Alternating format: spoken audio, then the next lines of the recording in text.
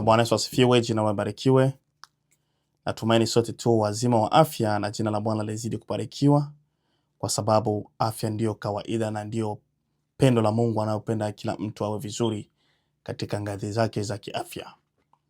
Hivyo basi acha tumshukuru Mungu. Asante Bwana Yesu kwa neema na utukufu, asante kwa uwezo, asante kwa Roho Mtakatifu, asante kwa msamaha wa dhambi, na asante kwa uzima wa milele. Tunashukuru maana pendo lako ni kuu. Basi tunaanza kula neno, na omba Roho Mtakatifu mwenyewe awe ndiye mwalimu, maana yeye ndiye ajuaye kupambanua maneno. Ni katika jina lako Yesu Kristo makuamini. Amina. Sawa, natumaini sote tu wazima. Basi leo tutakula neno ambalo Mwenyezi Mungu amekusudia tulile siku ya leo.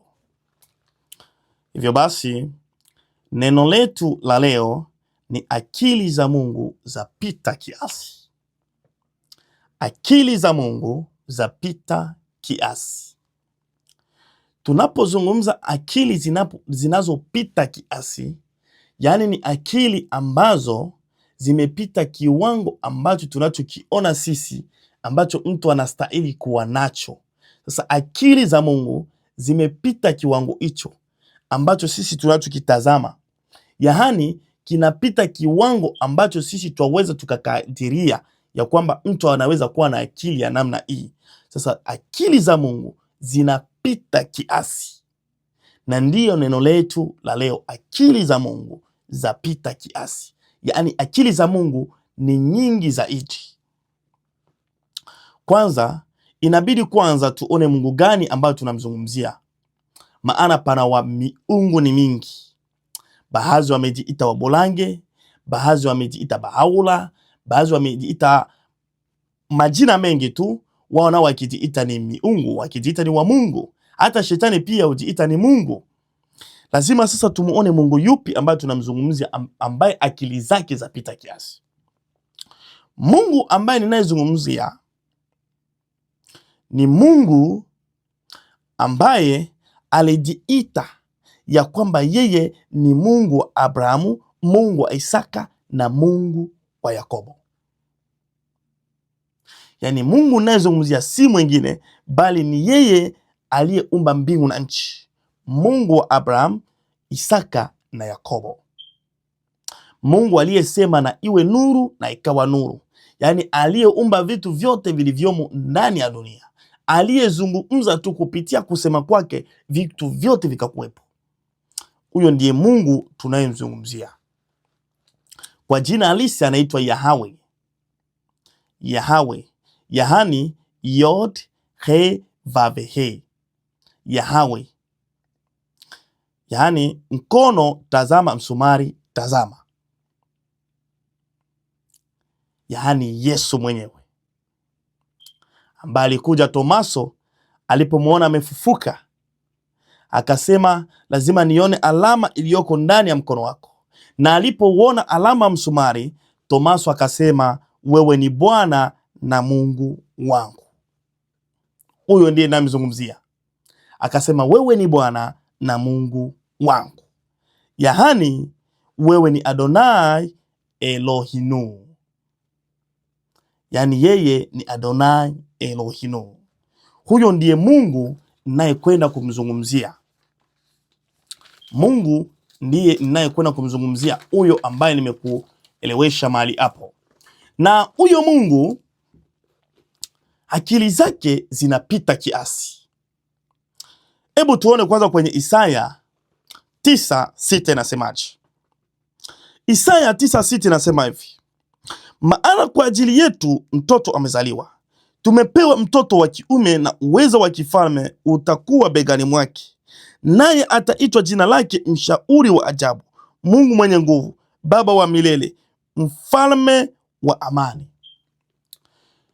Mungu anatabiriwa na nabii Isaya kabla hata ajaja ulimwenguni, ya kwamba huyu anayekuja ni Mungu wa ajabu. Mungu wa ajabu amejitangaza kabla ya kuja ulimwenguni, akajitangaza. Uone akili zake zinavyopita kiasi. Hakatoa tangazo kwa ulimwengu, kwa manabii ambao waliaminiwa na watu, ili watoe ujumbe kwa watu wa kwamba huyu anayekuja ni Mungu. Akalitoa tangazo, akazaliwa, na alipozaliwa kabisa ulimwengu katetemeka, kwa sababu si ni Mungu amezaliwa, ni lazima pawepo na mtetemeko. Lakini cha ajabu ni hichi sasa, wakati amezaliwa ameanza kufanya kazi. Wanadamu ambao wameambiwa huyu ni Mungu ambaye amekuja, wanadamu ambao ni wasomi, waandishi wasomi kabisa wa Agano la Kale ambao wamebobea Torati, wakashindwa kumtambua ambaye tayari wao wasomi wa Agano la Kale wameambiliwa kabla ya kwamba huyu anayekuja ni Mungu. Lakini kufuatana na jinsi walivyokuwa wanamuona, uaminifu kwa watu walishindwa kumwelewa, kushindwa kumwelewa. Siku moja wakamletea mgonjwa aliyepooza kwenye Marko 2:1-7. Alipoletewa huyo mgonjwa, ajabu aliyoifanya Yesu ajabu aliyoifanya, pahali ya kuponya ugonjwa, alimwambia yule mgonjwa kwamba umesamehewa dhambi. Aliposema hivyo, waandishi walichanganikiwa, akili ya ubinadamu ikachanganikiwa, maana wanajua katika Agano lote la Kale walilo nalo, katika Torati yote walio nayo, inazungumza waziwazi aliye na uwezo wa kusamehe dhambi ni Mungu peke yake. Sasa inakuweje mtu huyu ajiite kwamba aseme huyu mtu amesamehewa dhambi? Ikawachanganya akili, wakachanganikiwa. Ni mtu wa namna gani aliye na uwezo wa kusamehe dhambi isipokuwa Mungu peke yake? Wakashindwa kuelewa kwamba kabla hajaja alitoa tangazo, na tangazo lilitolewa kwamba huyu anayekuja ni Mungu. Akili zao zikashindwa kufikiria kwenda mbali zaidi, kujua yule ambaye anayefanya hayo ni Mungu mwenyewe, kama wanavyochanganikiwa hata baadhi ya watu mpaka sasa, wakikataa sio Mungu kabisa. Lakini mwenyewe alitangaza kabla hajaja ya kwamba ni Mungu anayekuja. Bwana Yesu asifiwe. Hao wakachanganikiwa akili kabisa, na kuona kweli amekufuru, yani amejiweka sawa na Mungu. Kumbe yeye ndiye Mungu mwenyewe, amejiweka sawa na Mungu, na yeye ndiye Mungu. Na hata sasa kuna wengine wanaokataa kwamba Yesu si Mungu, na wakati mwenyewe aliweka wazi ya kwamba mimi ni Mungu. Akili za Mungu zapita kiasi. Wanadamu wakashindwa kuelewa kwa sababu akili zake zapita kiasi. Kabla hajaja aliwaambia, mimi nakuja ni Mungu, nakuja niwe pamoja nanyi. Lakini ameshakuja, anaanza tenda kazi pamoja na wao. Tena wamechanganikiwa kwa kitu kadogo tu, ya kwamba mwanangu umesamehewa dhambi. Ikachanganya akili, watu wakashindwa kuelewa. Sasa cha ajabu kilichochanganya zaidi, mwenyewe anayekuja anajiita mimi ni mwana wa Adamu. Mimi ni mwana wa Adamu. Ikachanganya akili za watu. Sasa ni swali ya kujiuliza, kwa nini Yesu aje na jina hilo tena, akajiita ya kwamba yeye ni mwana wa Adamu? Kwanza tujue kwamba sababu iliyopo ni kwamba alikuwa ameuvaa mwili ulio na damu, maana viumbe vya rohoni huwa havina mwili, na Mungu ni mtu wa rohoni, na alipouvaa mwili ni lazima aitwe nani? Mwana Adamu, mwana wa Adamu, kwa sababu ameuvaa mwili, amekuwa sawa na wanadamu, na ndio maana akajiita mimi ni nani? Mwana wa Adamu, kama ilivyozungumzwa kwenye Waebrania 2:14.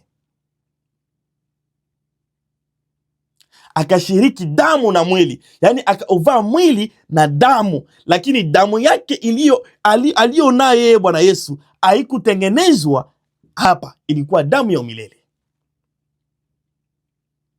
na ndio maana akaja akaitwa mwana wa Adamu, kwa sababu ameshiriki damu na mwili. Hiyo ndio ilikuwa sababu peke yake, kwa sababu alifanyeje? Alishiriki damu na mwili, yani aliuvaa mwili na akawa na damu. Bwana Yesu asifiwe. Hiyo nayo ikachanganya ulimwengu, lakini ilikuwa wazi. Na kwa nini sasa auvae mwili na awe na damu? Lengo ilikuwa nini mpaka Bwana Yesu awe hivyo? Kwa sababu misheni yake ni kuja kufa kwa sababu ya dhambi zetu, na ikiwa anakuja kufa kwa ajili ya dhambi zetu, kitu pekee ambacho chaweza kufa ni mwili, ni mwili. Yani kitu kilicho na uwezo wa kufa ni mwili, kwa sababu yeye alikuwa amekuja kwenye mission ya kufanyeje? Ya kufa.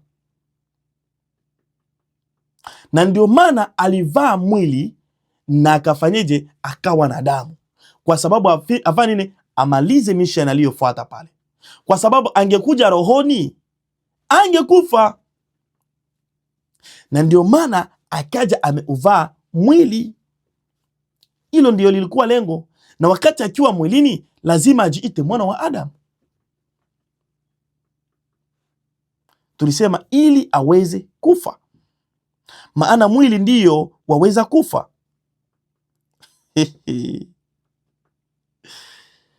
Pili, ili aziharibu nguvu za shetani katika mwili alionao. Yaani alifanyika damu na mwili kwa kuzaliwa kwa namna ya mwanadamu, na ndio maana alifanyika damu na mwili. Na tukasema ni kwa katika hali ya binadamu peke yake tu angaliweza kufa, maana angekuja kama roho angekufa, atungewezana naye. Na ndio maana aliovaa mwili na damu ili afe, amalize mission iliyokuwa ameleta hapa duniani. Hiyo nayo ikachanganya ulimwengu, na yeye amesema anakuja kufilia ulimwengu. Akili za Mungu zapita kiasi, ulimwengu ukachanganikiwa. Na wakati amejiita Mungu, alipokuja na jina la Adamu, watu wakashindwa kuelewa. Wakati Musa alipokutana naye hakuweza kumuona, kwa sababu walikuwa rohoni, mwanadamu hawezi kumuona kwenye macho. Na ndio maana akaja ameuvaa mwili ili tupate kumuona. Pili, afe kwa sababu mwili ndio wastahili kufa, maana angekuja bila mwili hangekufa. Lakini watu bado wanachanganikiwa. Jambo la pili, kwa nini asije kama mwana wa Mungu tu? Kwa nini? Kwa nini asije kama mwana wa Mungu, hadi aje kama mwana wa Adamu? Mungu hawezi kuingia kwa nguvu katika eneo ambalo la mamlaka ambayo ametupashia sisi wanadamu. Tujue kwamba wakati alipoumba mbingu na dunia, mamlaka hii ya kumiliki kila kitu hapa duniani alikuwa ametupashia sisi. Hivyo basi, ili aingie lazima aingie kama mwanadamu. Akiingia kama Mungu, ametuingilia katika sehemu yetu ambayo mwenyewe ametupashia. Na asili ya Mungu atengui maneno yake, lazima aheshimu lile alilolizungumza, kwa sababu yeye ni Mungu, si muongo. Na ikiwa tayari ametupashia sisi mamlaka, lazima hiyo mamlaka atupashie kwa namna ambayo inavyostahili. Na ndio maana aliingia kama mwana wa Adamu. Jina la Bwana libarikiwe. Akili za Mungu zapita kiasi. Tunazungumza akili za Mungu zapita kiasi. Hebu tuone jambo moja ambalo Mungu alilifanya la ajabu sana. Wakati wewe mwanadamu waweza ukawa nafikiri ili, lakini Mungu anafikiri lililo zaidi ya lile unaloliona wewe. Ndiyo kawaida yake. Maana alikuja ulimwengu ulichanganikiwa, na wakati kabla hajaja alifanyaje? Alitoa taarifa, lakini watu waliendelea kuchanganikiwa, na mpaka sasa bado watu wanachanganikiwa kushindwa kumwelewa yeye ni nani, na wakati alitoa taarifa iliyo sahihi kabla ya kuja. Ukiangalia katika kitabu cha Yona, utaona historia la Yona wakati alipokuwa akitumwa na Mungu kuhusu watu wa Ninawi. Yona akatumwa na Mungu aende kuwaona watu wa Ninawi. Yona akawa na goma kwenda kuwaonya, kwa sababu watu wa Ninawi walikuwa wameharibika kabisa, wamepoteza imani kabisa, wamepoteza imani na wakuwa wa Israeli. Kwa tofauti na watu wa Israeli. Sababu ya kwanza ambayo Yona alikuwa amekataa, kwa sababu Yona aligoma, aliwaona watu wa Ninawi au na watu wa Ashuru, kwa sababu Ninawi na Ashuru yani ni kama vile nchi na kapitali yake. Ni adui tena, ni watishia uhuru wa Israeli. Sasa Yona alipoona tena Mungu anamtuma aende kuwaonya wale watu ili waepuke hukumu wa Mungu, kwa sababu Mungu alikuwa anasema wale watu wasipoonyeka watahukumiwa. Hasira ilinjaa Yona. Neno letu ni akili za Mungu zapita za mwanadamu, yani zapita kiasi. Yona hapendi wale watu wafanyeje, wapate kupona, kwa sababu kwanza wanatishia akili yao, wanatishia amani ya Israeli. Yani wale watu hawaeleweki kabisa. Yani Yona chake alikuwa amependelea watu wale waingie katika hukumu, hakuwa anapendelea kabisa wapate kuokoka. Lakini uone jinsi Mungu alivyo, akamfanya Yona akaenda kwa watu wa Ninawi, akaondoka. Na Yona alipofika kule, watu wa Ninawi wakatubu, wakaokoka. Akili ya Yona haikufurahiwa kabisa na jambo hilo, akachafukwa, yani akasirika, kwa sababu alikuwa ametegemea watu wale wakatae, wasitubu ili wafe. Mungu akasema hapana, taifa yani watu niliowaumba haiwezekani.